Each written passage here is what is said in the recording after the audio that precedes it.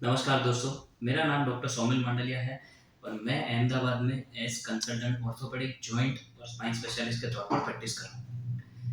दोस्तों, आज हम जानेंगे कि कार्पल टनल सिंड्रोम क्या होता है, इसके लक्षण क्या-क्या होते हैं, इसको डायग्नोस कैसे किया जाता है और इसकी ट्रीटमेंट क्या होती है। दोस्तों, कार्पल टनल सिंड्रोम हमारे हाथ में 3 नस होती है, उसमें से एक नस जो है मीडियन नर्व, उसके ऊपर रिस्ट के आसपास में प्रेशर बढ़ने से कार्पल टनल सिंड्रोम होता है। अब हम जानते हैं कि इसके सिम्पटम्स क्या होते हैं। दोस्तों, अगर आपको अंगूठे में पहली, दूसरी और तीसरी उँगली में अंदर की साइड झुनझुनी होती है, सुनपन रहता है, आपको दर्द रहता है, आपके हाथ में यहाँ के जो मसल्स है ये थिन हो गए हैं, एट्रोफी हो गई है, आपकी हैंड ग्रिप वीक हुई है, तो ये सब कार्पल टनल सिंड्रोम के निशानी है। दूसरा, कई मरीज हमें बताते हैं कि हमें रात को हाथ ऐसे झटके मारने पड़ते हैं कि जिससे ये सिम्पटम्स कम हो। कई मरीज हमें बताते हैं कि अगर हमने हाथ में कुछ पकड़ा हुआ है, ग्लास पकड़ा हुआ है, कुछ है, तो वो हाथ से गिर जाता है। बेसिकली हैंड ग्रिप वीक होती है, उसके कारण कोई भी ऑब्जेक्ट है ये गिर जाता है हाथ में से। तो ये सब कार्पल टनल सिंड्रोम की निशानियां हैं। अब ये किन किन को हो सकता है? सबसे पहले तो कार्पल टनल सिंड्रोम डायबिटीज और थायराइड के मरीज में ज्यादा देखा गया है, और कोई एंडोक्राइन डिसऑर्डर है तो भी कार्पल टनल सिंड्रोम होने के चांसेस ज्यादा रहते हैं। इसके बाद में कंप्यूटर इंजीनियर्स जिनको माउस का यूज़ ज़्यादा रहता है, बेसिकली हाथ जिसमें ऐसा मुड़ा हुआ रहता है, यहाँ से नीचे रहता है, तो फिर मीडियन नर्व जो है हमारी नस ये दबती है, उसके कारण कार्पल टनल सिंड्रोम हो सकता है।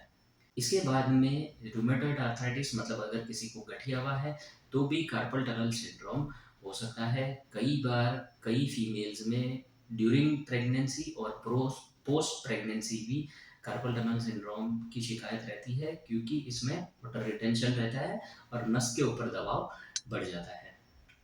अब इसको डायग्नोस कैसे किया जाता है? कार्पल टनल सिंड्रोम के लिए सबसे अच्छा जो टेस्ट है वो है नर्व कंडक्शन स्टडीज। इसमें हम नस के ऊपर कहाँ पर प्रेशर है और कितना प्रेशर है वो पता चल जाता है, और ये एक बहुत ही अच्छा डायग्नोस्टिक टेस्ट है। रेयरली हमें रिस्ट का एमआरआई कराने की ज़रूरत पड़ सकती है, कि जैसे कोई यहाँ पर जितने भी छोटे बोन्स होते हैं, अगर एक दो हड्डी में कहीं पर एनाटॉमिकल डिफेक्ट है जिसके कारण नस के ऊपर दबाव आ रहा है, तो हमें वो पता चल सकता है। अब इसकी ट्रीटमेंट क्या होती है?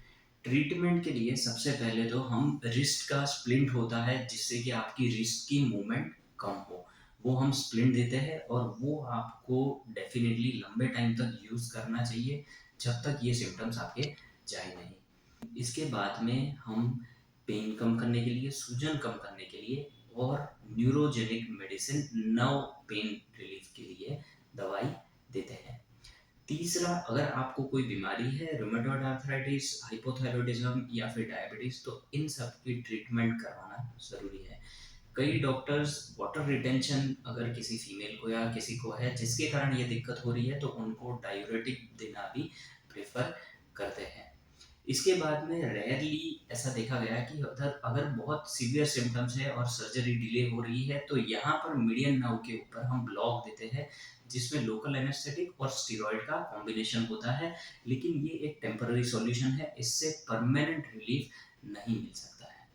लास्टली, कार्पल टनल रिलीज का बहुत ही छोटा ऑपरेशन होता है, जिसमें एक छोटा सा इंसिजन लिया जाता है, और यहाँ पर जो फाइब्रस बैंड होता है जिसको हम डिवाइड करते हैं, और उससे नस के ऊपर का दबाव इमीडिएटली हट जाता है, और ये बहुत ही सक्सेसफुल ऑपरेशन है। मैं आशा रखता हूँ कि कार्पल टनल सिंड्रोम के लिए मैं अच्छी जानकारी आपको दे पाया हूँ, और इससे रिलेटेड आपको अगर कोई भी क्वेरी है तो आप नीचे दिए गए नंबर पर व्हाट्सएप कर सकते हैं। धन्यवाद।